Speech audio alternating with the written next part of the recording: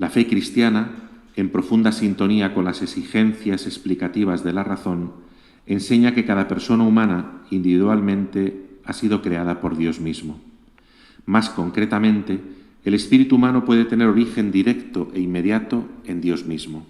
Ahora bien, la persona, en su núcleo fundamental, está constituida en el hombre por el alma simplemente espiritual. En palabras más sencillas, ninguno de nosotros existe por casualidad o por necesidad. Cada uno de nosotros ha sido querido y elegido por Dios mismo. Esta posición originaria imprime en nuestra libertad, en su ejercicio, un significado indestructible. Si la persona humana, cada persona humana, ha sido pensada y deseada por Dios mismo, a cada uno de nosotros se le ha conferido una tarea. Es depositario de una misión confiada precisamente a su libertad. El sentido de la vida no debe ser inventado, sino descubierto. Los finales de siempre de los textos seleccionados es lo mejor, ¿no?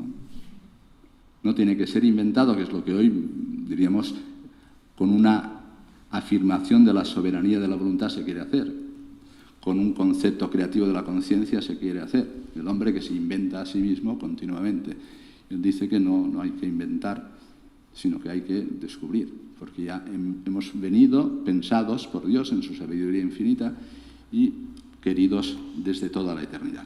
Bueno, pues esto lo desarrolla más en otros textos, en conferencias, en los libros, particularmente en Ética General de la Sexualidad, donde los 2 primeros capítulos se titulan La unidad sustancial cuerpo-espíritu y el segundo La redención del corazón, donde él explica esto mismo que en este texto corto acabamos de leer. Cuando él habla de la unicidad y repetibilidad de quien es un sujeto, de quien es alguien, y por tanto no es un objeto, no es ni siquiera un simple ser vivo, como pueden ser los animales, o un vegetal, como las plantas, o como una piedra, dice que esto es posible simplemente porque hemos sido engendrados en un acto que no es simplemente biológico, sino espiritual, donde coinciden el amor conyugal de nuestros padres con el amor procreador de Dios. Lo llamamos con la palabra procreación. Y no existiría Juan Antonio, no existiría ninguno de los que estamos aquí, si no fuera por ese acto en el que Dios nos infunde, lo que llamamos el espíritu, el alma, en un único acto de ser. Esto ya es metafísica. No es que esté por aquí el cuerpo, esté por aquí el alma, y después unimos cuerpo y alma. Solo hay un acto de ser. Y el acto de ser es el que da origen al sujeto en la unidad sustancial cuerpo y espíritu.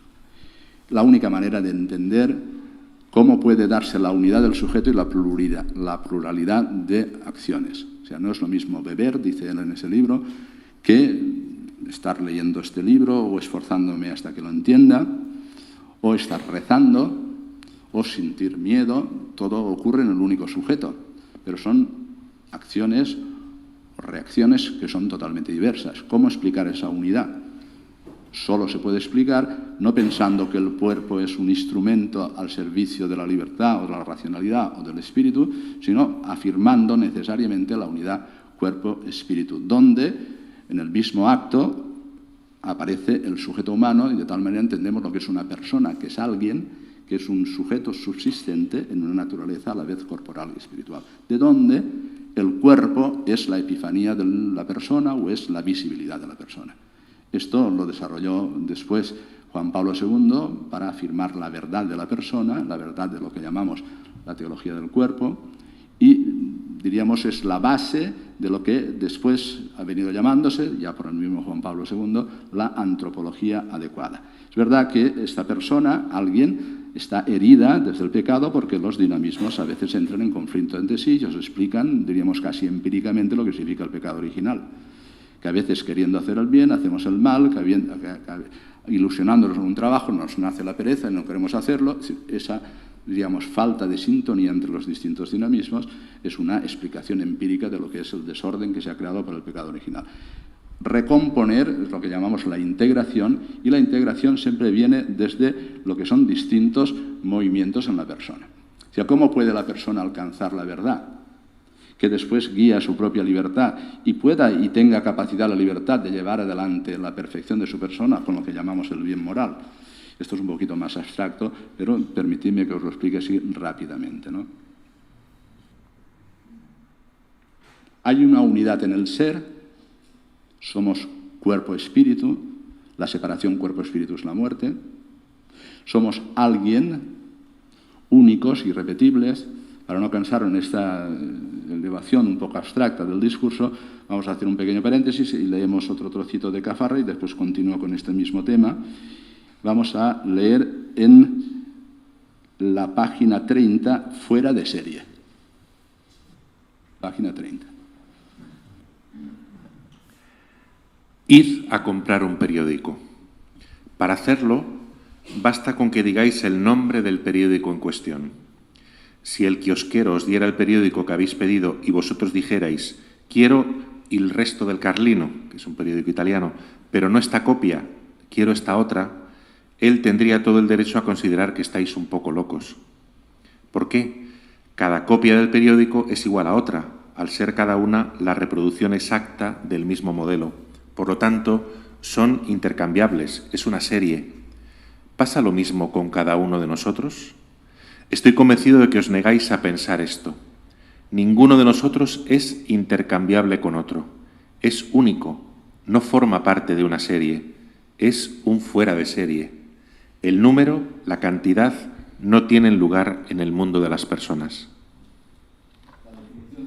La definición de persona se agota en la realidad individual personal. No se define a la persona por los caracteres comunes con el resto de personas, sino en ella misma. Se agota en la propia definición de la persona, que es un ser único e irrepetible. Esto mismo que acabamos de leer lo dice en la página 31, en otro textito corto que se llama Única e irrepetible. Mañana por la mañana, cuando inicie el turno de los servicios del transporte público de Bolonia, uno de los conductores no se presenta en el trabajo porque tiene gripe. ¿Qué hace su jefe? Lo sustituye por otro conductor porque tiene que garantizar el servicio. Deteneos sobre esta palabra, sustitución. ¿Por qué es posible? Porque la persona, al desarrollar un trabajo, está considerada por la empresa en función de la prestación que hace. Lo importante no es que sea Pietro quien realice la prestación y no Paolo. Uno puede sustituir al otro. Un chico ama a una chica y su amor es correspondido. Deciden irse juntos de vacaciones. Se dan cita y la chica no se presenta. El chico espera y, visto que ella no llega, ¿qué hace? ¿La sustituye por otra? Aquí no hay sustitución, no es algo realizable. En la relación de amor, la persona, en su irrepetible unicidad, es considerada, es vista, deseada en sí misma y por sí misma y no en vista de otra cosa. Las personas no son números. No se pueden numerar, no forman parte de una serie, sino que cada una es única y, por consiguiente, irrepetible. Es una realidad irrepetiblemente única. Su valor no aumenta o disminuye con relación a. La persona vale en sí misma y por sí misma. Es lo mismo